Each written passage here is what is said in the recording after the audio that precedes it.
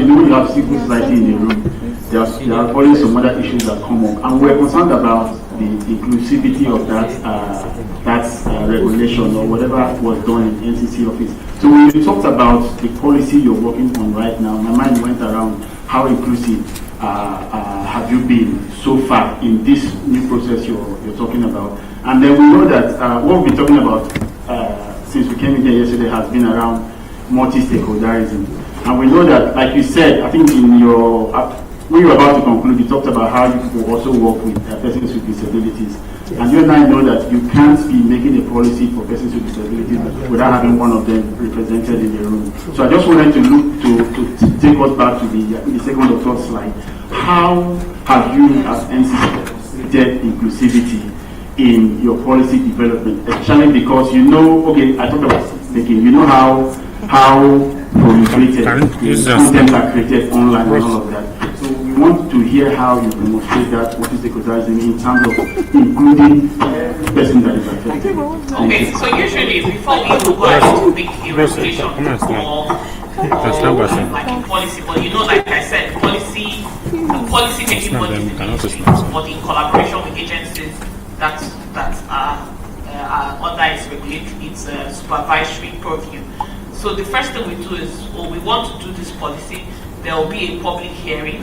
There will be receipt of comments on like a draft. So there will be receipt of comments on like a draft that has come out, and then those comments will be incorporated, and then there will be a public hearing where people will come and speak, including the people with disability. And now when I was talking about e-accessibility, it is the NCC, by virtue of like a corporate social responsibility, trying to provide e-accessibility devices and services to that segment of the society, not necessarily trying to make a policy. But in terms of policy, and if you go to our act also says that we should also take into cognizance those who are the vulnerable population and the people living with disability. So in that instance, they are actually part of the stakeholders that we engage whenever we have to do policies. So rather regulations, guidelines, frameworks. Yeah, thank you. Good morning, ma'am. Yes, good morning. Yesterday we are having conversation within my group here, which is group 3. We are talking about, our topic was advancing human rights and trust in the use of ICTs. And one of the relevant versus action we talked about was C5, which is building confidence and trust in the use of ICTs. So there was conversation between my group members that the government is not doing enough to protect the citizens' data. Or maybe somebody said that the government is even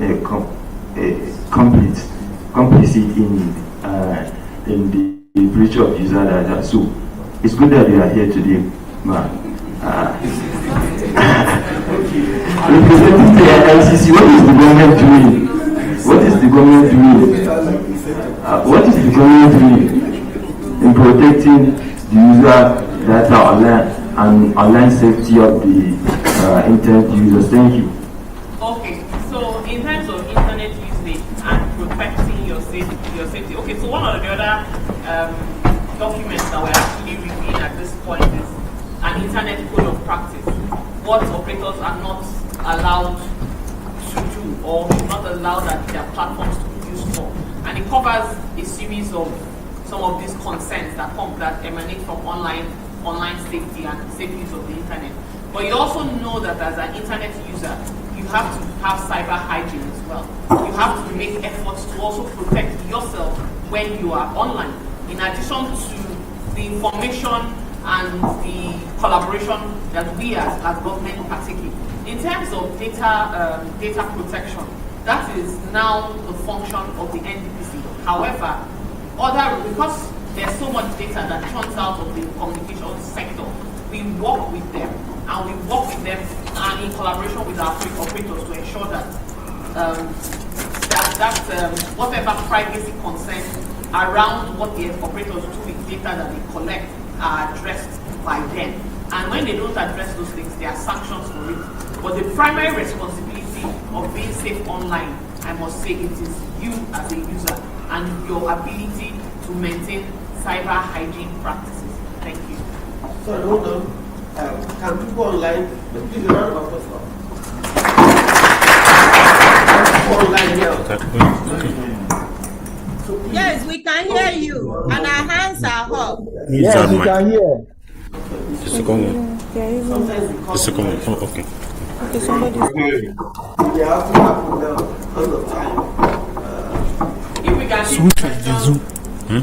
Back he on. said 1 minute. Nobody. Okay, then let's. And then the questions are multifaceted, so I have to answer questions to bring in.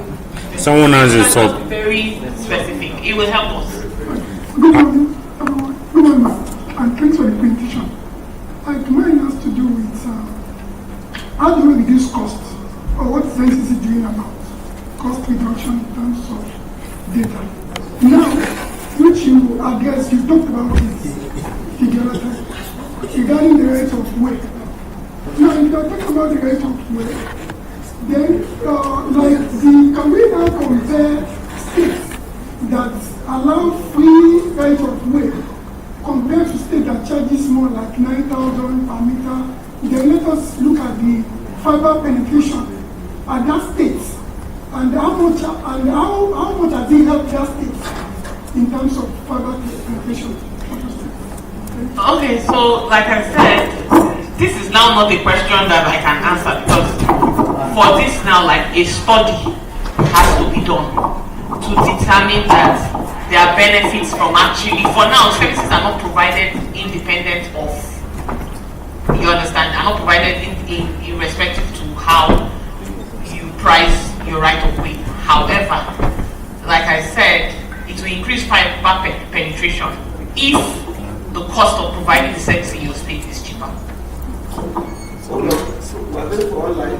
We have two participants online. The hands are up. You have the mic. Thank you for sharing. First person. Please confirm if you can hear me.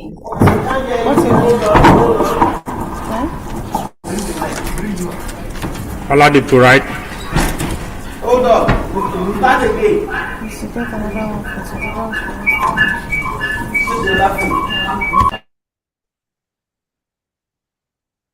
Take one. You have to drop one phone. Go ahead.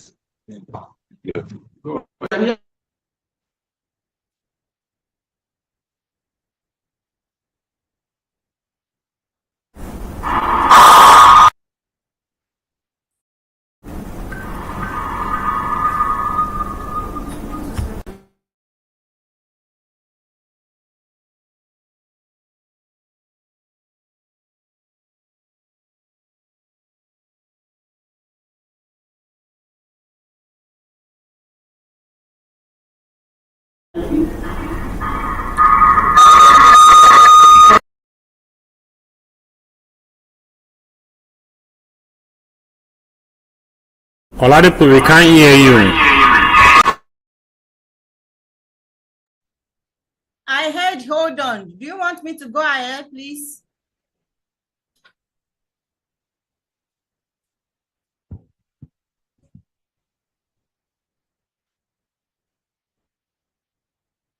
You can go ahead. Okay. All right.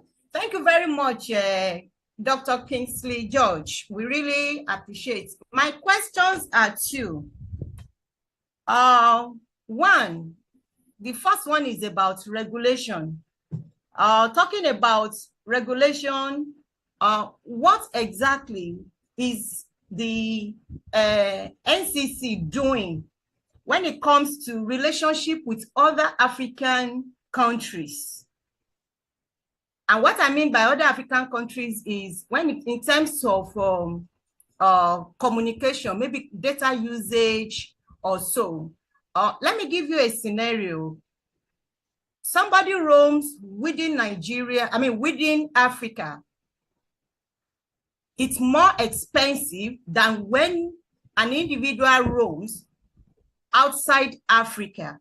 So, and I learned it's a problem of regulation. So what exactly is NCC doing to help us in this? Because it's kind of funny that you are in somebody else's land and you are paying less than when you are in your own land, on your own land.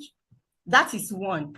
The second one is, personally, I must appreciate what you are doing, what your commission is doing in terms of cybersecurity awareness, providing cybersecurity awareness, most especially to the underserved community, because this is my area and it interests me.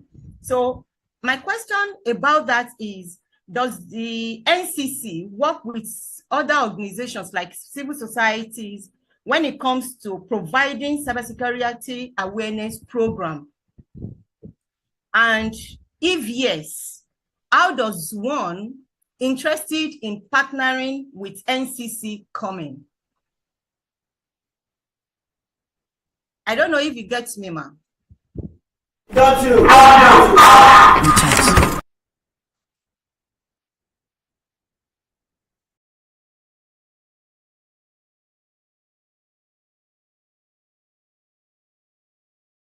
Commercial agreements between operators, and like every other thing that we do, you find out that getting it in Africa appears to even be more expensive than getting it in Europe.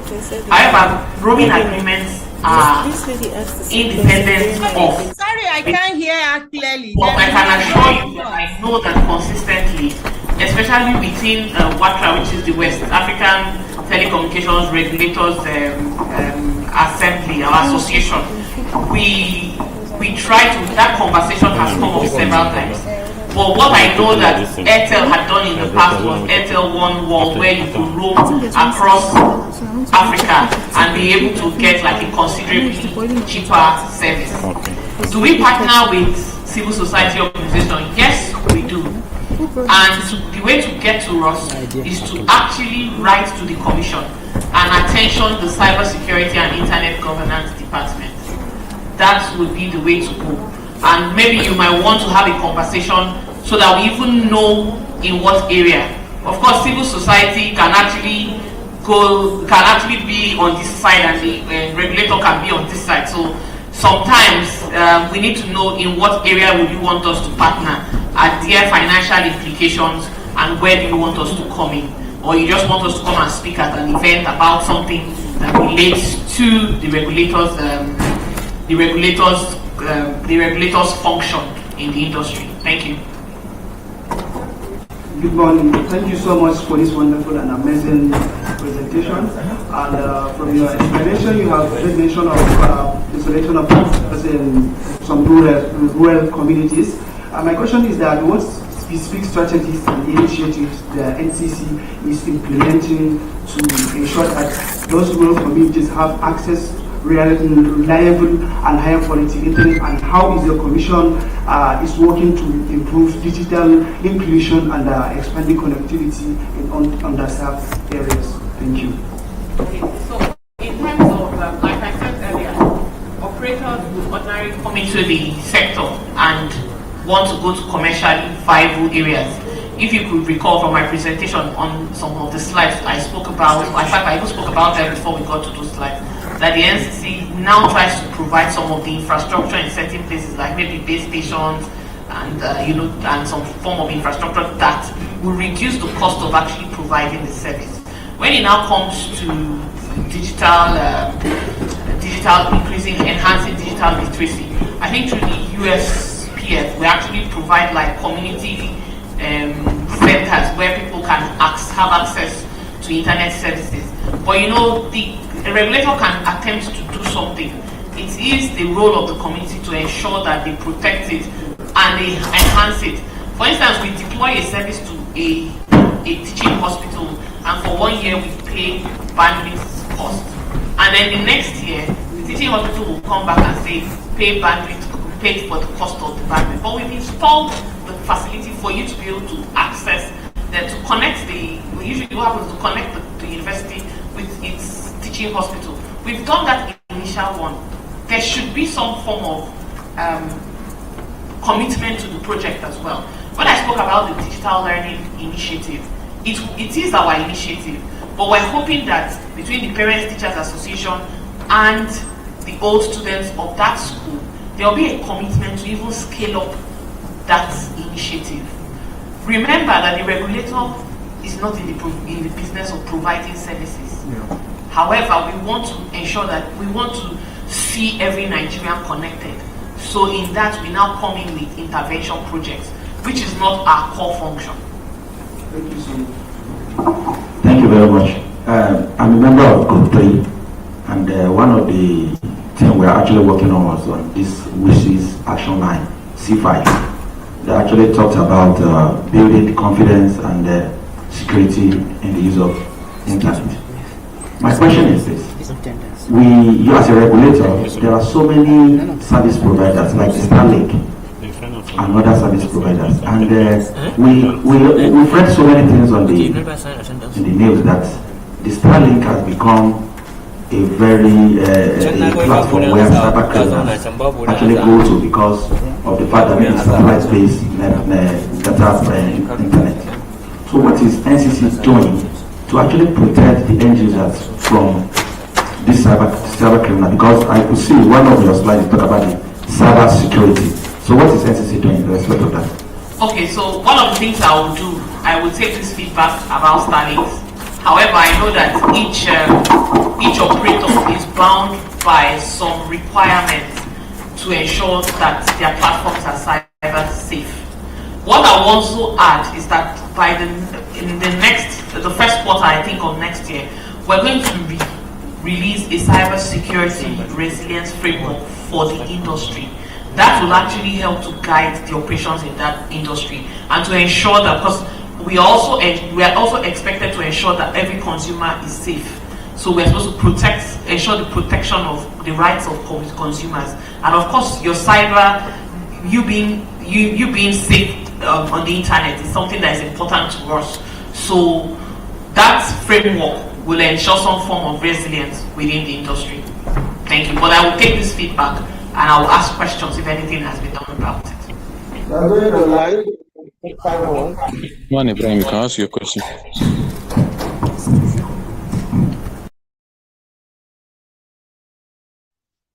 Good morning, everyone. This is a wonderful presentation. My question is on the digital awareness project. I know back then NCC has some limited centers that it deploys infrastructure for the benefit of the community. So is still that project active, and what are the process of identifying those communities that are in need of those projects? Thank you very much.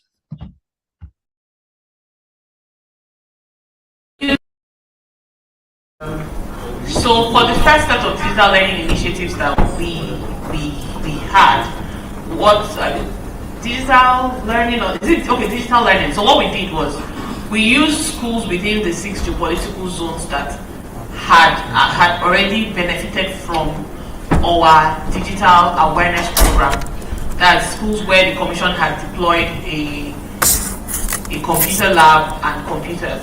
And then we used those schools, and those were the first set of schools. And we had said that we'll do them in 2 phases. So we had done the first 50 tablets in addition to access to the learning, the online platform for learning, the LMS platform. And then so we just finished the first set of schools. Now we're going to go to the next set. And one of the things, for one of the schools in a zone that unfortunately did not even have that lab, the old students had built a lab, so that, and had provided some computers, so that actually made it easy for us. And that's why I said it's like a global partnership. The old school students, the school itself, the NCC, and the NCC, and then the Parents Teachers Association, if they would like to key into it.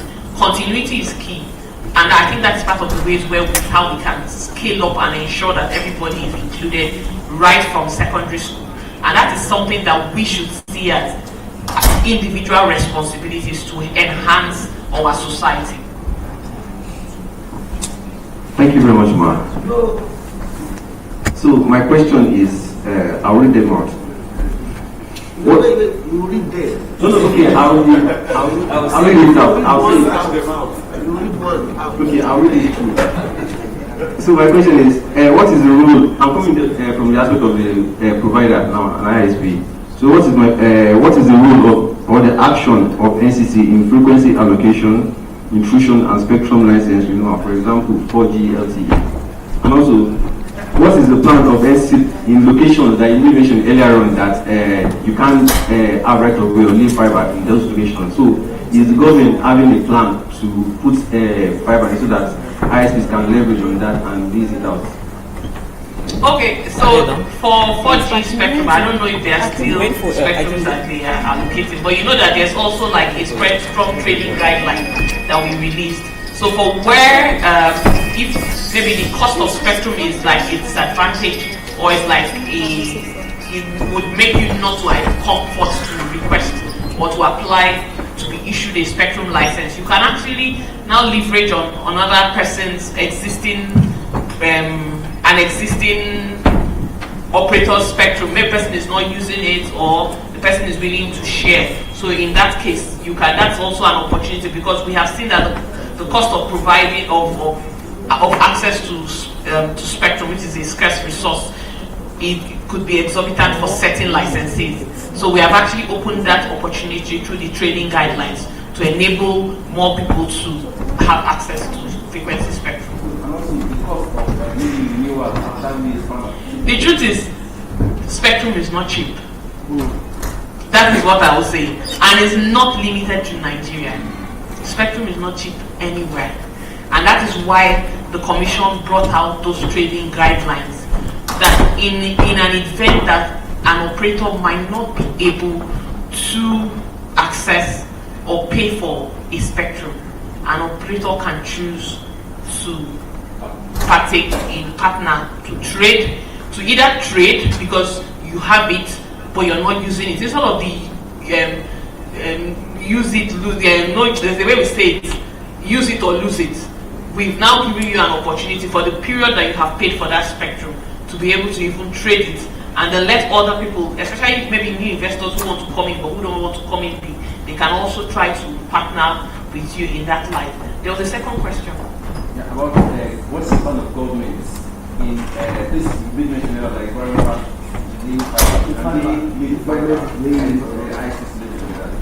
No, that is strictly the ISP's business. But however, there's also the co-location and infrastructure sharing.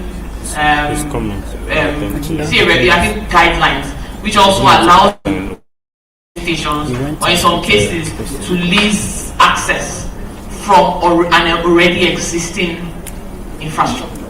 So, for instance, maybe MTN already has an existing infrastructure, and maybe Fiber One wants to lease from MTN. They could go into a leasing agreement. So that makes the cost of laying that fiber for the other operator. So instead of laying, it makes the cost of providing your service also cheaper. The cost of infrastructure cheaper, but you're providing service cheaper for you. Thank you. The second question, I didn't complain. Good morning, everyone. Thank you, ma'am, for the presentation. I understand that there is project goal and there are project objectives, and to an extent, I understand that you've been able to achieve some of the goals because the objectives are long term. Concerning the domain name, Nigerian domain name, the ng.org, what has the government done, or let's say the NCC or the organization in charge of that, done to enable local schools, secondary schools, primary schools, universities to have this domain name digitally, concerning the website ownership and all of that? So I would say that is a question for NIRA. But however, as government, what we have done as government is to ensure that every government organization is tied to the .ng domain name. So even the NCC's website has ncc.gov.ng, nitda.gov.ng. So we try to promote that by actually ensuring that every hitherto some government organizations actually were not hosted under the .ng. But I think that everybody under government is now under .ng, including our universities.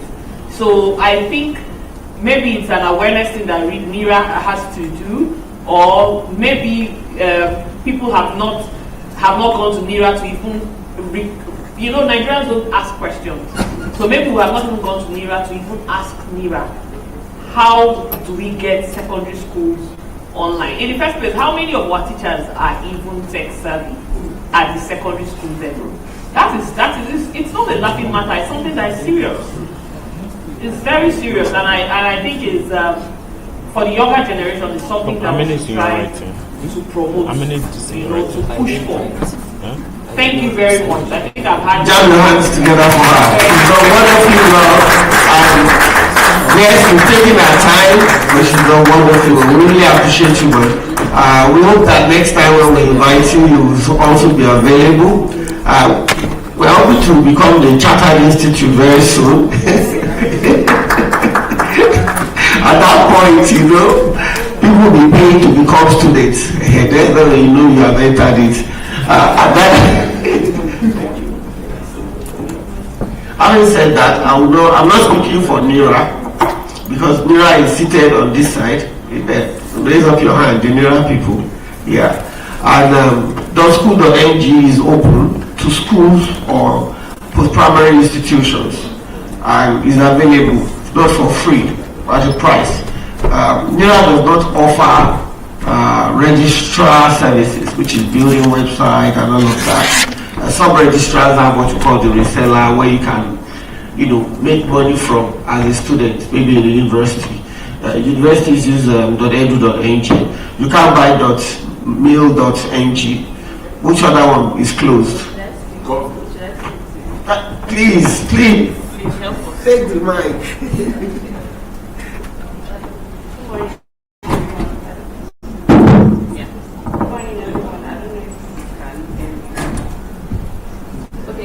Everyone, I don't know if you can hear me. My name is Toluwani, the technical support at NIRA. So we have closed zones and open zones. Essentially, the closed zones are those reserved for certain organizations or bodies within Nigeria, and they require some documentation. They require some documentation before they can be released for registration. So we have the .gov.ng, which is reserved for government agencies, bodies, entities in general. We have the MIL.ng, which is reserved strictly for the military, army, and whatnot. So we also have the TU and .sch.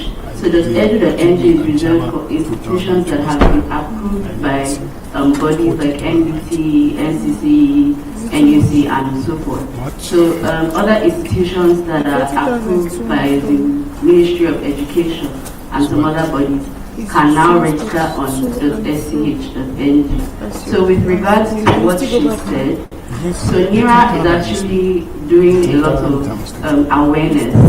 So, and I think our major problem is that as Nigerians, we don't like Nigerian products. So we actually do a lot in a year. I think was it last month or this month, we did the tech convergence. After that, we did, we were the... Even me, myself. I'm paying myself. Digital Nigeria, yes. So we actually do a whole lot of awareness. Check our social media. We're constantly posting, we're constantly trying to build awareness around it. So I also think that there's a thing around people just not liking Nigerian products. That's just, and with regards to schools as well, I know, so we have the .ng Academy, which is one of the initiatives we brought to educate the Nigerians as a whole. So I know that we also go into schools, we do programs for universities and secondary schools to educate them on cyber security, little things like to know your internet and just a lot of things. We also have like investment courses, and we have an LMS platform for people to learn. So I know till the end of this year it is free, but from next year people are going to have to start paying for the courses. So you can always check it out and share with people. So I'm not marketing them like I said. A round of applause for her. I'm not marketing them like I said. You can go to nera.org.ng to know more. Individually, you can have your own website. I have mine, akimbo.ng. So go and get yours. So we're going to break. Tea time, but we're allowing our facilitators to go first. I will send you a mail if you're flying. Oh. We select very few people to fly. We select who to fly. You cannot decide for yourself. Yes. Sorry, Dr. Bishop, please don't leave. It's because they are already here. Just give me 3 minutes. So you cannot tell I'm sorry, I didn't want. I'm standing between you and your breakfast. But if she leaves, what I then. Guys, please, it's your noise we are hearing, it's your conversation we are hearing. We are not hearing what is happening on the floor. Please. We are missing out, seriously. We are missing out. Hello, they are saying that the person nearest to the mic is taking up the conversation space and they want to listen to Mayoga. We apologize. Okay. Sorry, it's not my turn to speak. We're on break. But there's something she said I wanted to contribute to, if you permit me. I think it was about students, secondary schools not being tech savvy, right? And students, both are not tech savvy. Teachers, let's even take teachers. But I will go further down to those students themselves. And I wonder why we haven't solved this problem. NERA, is really from NERA, whose school? Yeah. Even the NERA problem, these things are easy. So easy. I get goosebumps when I think of how they could have been solved. Usually, when I speak about such things, I tell the story of three heads of government. The example of 3 heads of government who changed their society by the power of regulation. NCC is a regulator, for instance. NIDA is a regulator, for instance. Those 3 people, one is Lee Kuan Yew. You all have heard about him, right? And Singapore suddenly became independent in 1965. They were protesting, agitating. They were not Malaysians in reality. They were the 14th province. And suddenly they took with them excised and said, you get out, we don't want you in Malaysia anymore. It became instantly the president or head of state or whatever. And then all they had as resource was some sea bay or so that was being decommissioned by the British, right? But because it was being decommissioned, there was no revenue coming in from it. And the American companies who were there were agitating. They wanted tax rebate. And he invited them and said, what's the problem? He said, they want tax, they don't want to pay tax. For how many years? He said 5 years. You know what he did? Take 15. They were asking for 5 years. He said, take 15, but build a factory here. And tell me the kind of graduates you want. Those 2. So Americans built the factories, told him the specs they wanted, they began to train these graduates for them. That's how in 2 decades alone, from a very poor country to first world. Now, let's take the governor of Hyderabad. Many years ago, Hyderabad used to be the poorest province in India. But today, it is where you find the mecca of IT, Bangalore. How did it happen? Again, regulation, but let me not go into all the stories. What would I do in Nigeria differently? Teachers are not tech savvy. What do I do? Okay, if you're a teacher, for you to remain in employment or get promotion, you must have the certification in digital literacy. That's all. Would every teacher want to know where he can get it? That's all. He will borrow money to go and get trained. That's all. The statement, one regular statement. And then the second one for those school children is simply to say, all take-home assignments are done electronically. What would happen? Parents are going to buy computers for their kids, isn't it? So before you know it, everybody is same simple regulation. Then what's the other problem people have? You should mention. .ng.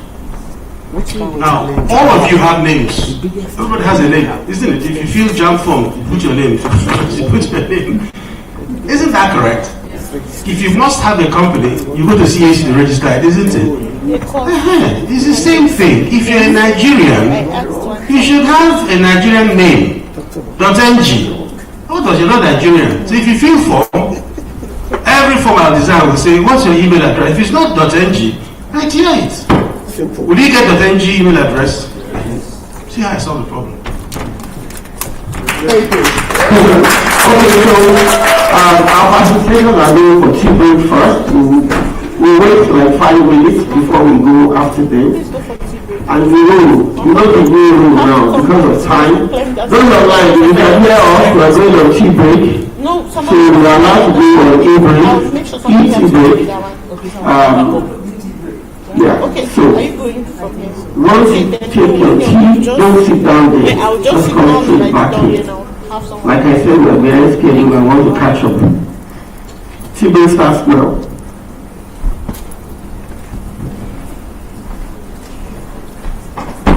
Thank you very much, sir. I was happy to have met your presentation. Hello, Dr. Akimbo.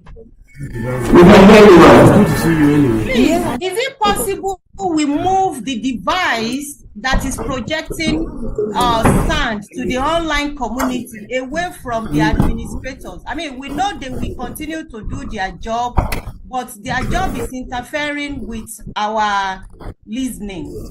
So if it's possible, we move the device away from them so that we can have good listening. We understand that. We'll try and put that into motion.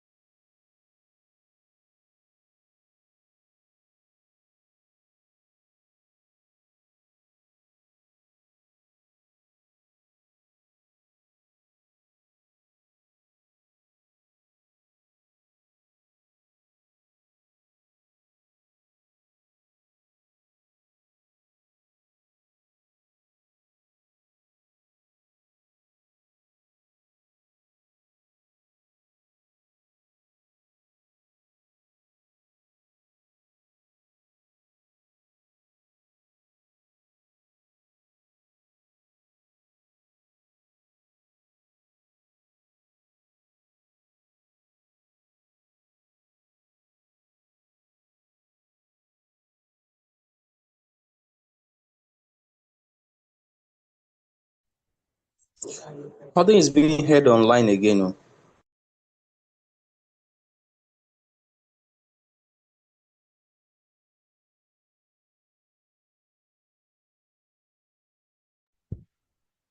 Yeah, dear colleague, that's because use the mic. Tea break. We are tea break. We are tea break. So please go for your tea break too. Stretch. Take a walk. Okay, thank you. I won't be trying to break before.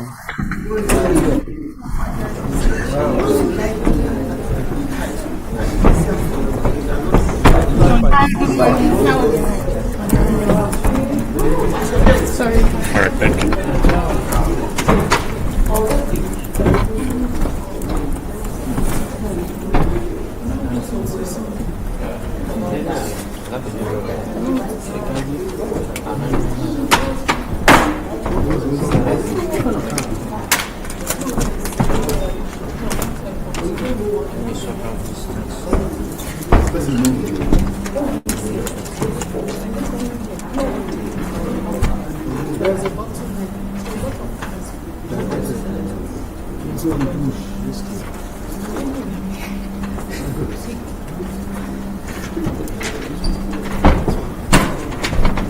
Hello. Good morning, ma'am. Yes, ma'am. From which organization? Oh, welcome. Thank you. How's your trip? Oh, are you at Abuja? No, I'm just coming from Lagos. Oh, wow. Good morning, ma'am. Welcome. I need to wear my t-shirt too. Yes, so when you finish your registration. Okay. And that tab, don't worry, we'll give you. Let me write your name here. Sure. Do you want it to appear on the certificate? No, the way it should appear on the certificate. Write down. Write the certificate. Okay.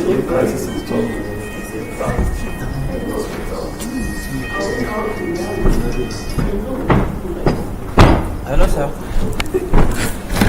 Good morning, sir. Yeah, I can hear you, sir.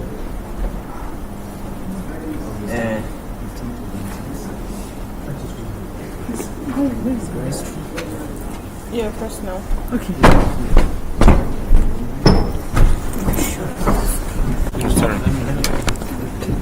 Let me talk to actually. All right.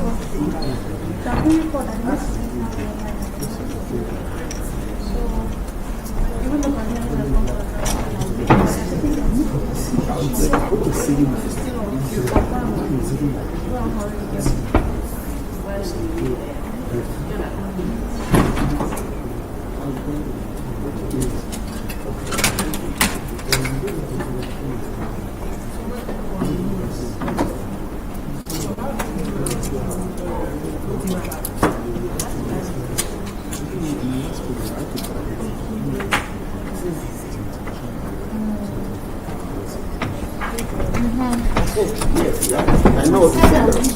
Madam Priscilla, I still the one 2020. 5 years. It's supposed to be 27.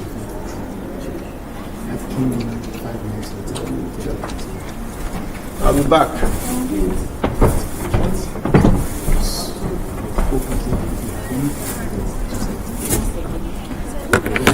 We're working on the systems. We're looking at this. It's a